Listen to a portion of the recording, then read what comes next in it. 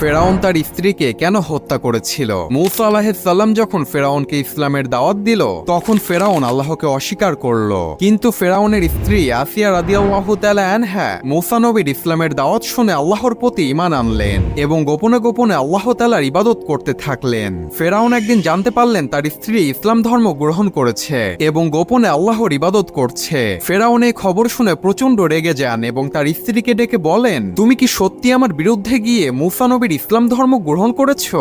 আসিয়া তখন সাহসের সাথে উত্তর দিয়ে বললেন, হ্যাঁ, আমি আল্লাহর উপর ঈমান এনেছি, যিনি সকল কিছুর সৃষ্টিকর্তা। ফেরাউন তখন রাগান্বিত হয়ে তার সৈন্যবাহিনীদেরকে ডেকে তার স্ত্রীর কঠিন শাস্তির ব্যবস্থা করতে বললেন এবং তার স্ত্রীকে নির্মমভাবে হত্যা করা হলো। মৃত্যুর পূর্বে আল্লাহ তাআলা আসিয়া রাদিয়াল্লাহু তাআলা আনহাকে জান্নাতের একটি দৃশ্য দেখালেন, যা দেখে তার মুখ উজ্জ্বল হয়ে গেল এবং সে খুশি মনে মৃত্যুবরণ করলেন। সুবহানাল্লাহ।